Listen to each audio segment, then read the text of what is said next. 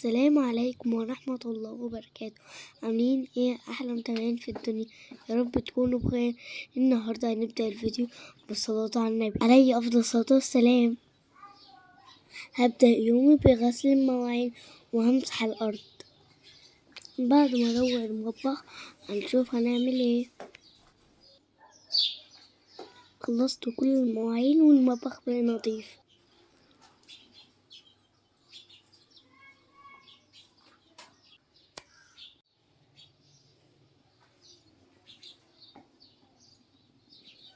هنعمل كوباية النسكافيه بتاعتنا وبعد كده نشوف هنعمل ايه.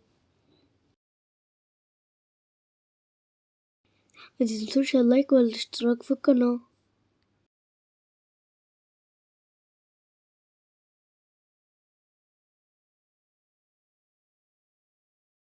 يلا بينا نبدأ في وصفة النهاردة.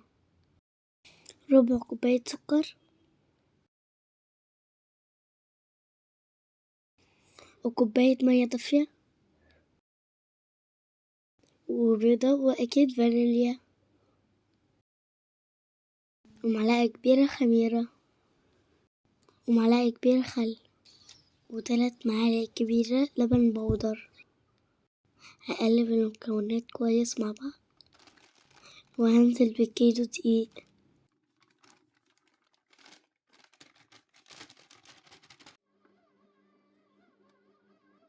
مننساش رشة الملح على الدقيق.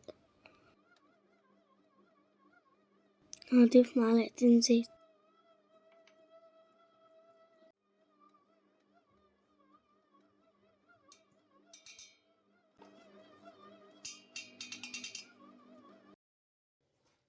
بعد ما اتعجنت 10 دقايق حطها في طبق مدهون زيت ونسيبها تخمر ساعة.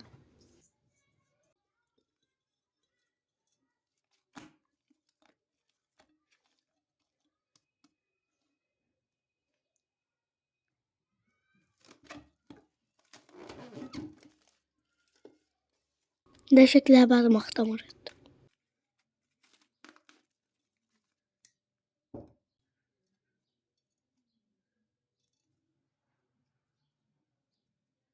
هبدأ أقطع العجينة. كورة حجمها 30 جرام تقريبا.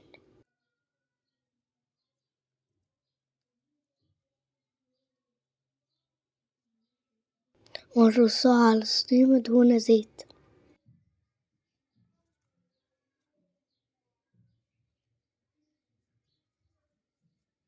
ولو وصلتوا لحد هنا ما تنسوش اللايك والاشتراك في القناة.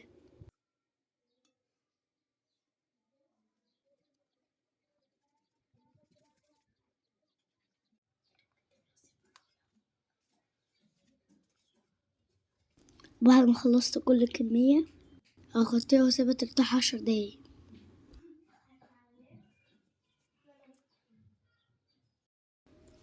هنبدأ بأول كورة عملناها وافردها بإيدي والفها واقفلها كويس.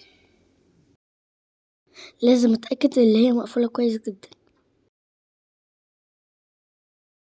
وبعدين هنبرمها ونخليها رفيعة.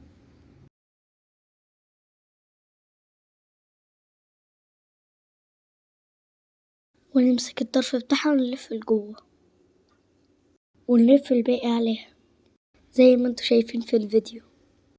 هخلص كل الكمية بنفس الطريقة وارصهم في صينية مدهونة زبدة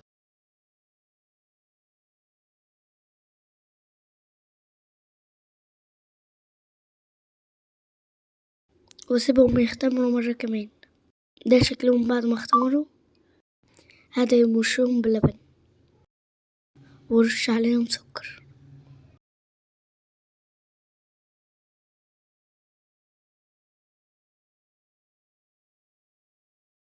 هكون مسخنة الفرن كويس.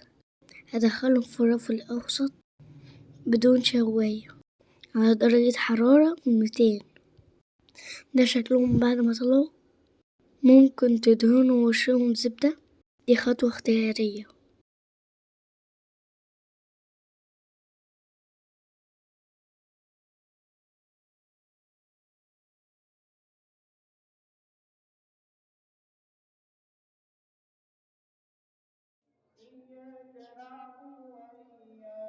خلصنا كل الكمية. بسم الله ما شاء الله، شكلهم تحفة وريحتهم تحفة والشيك طري جدا.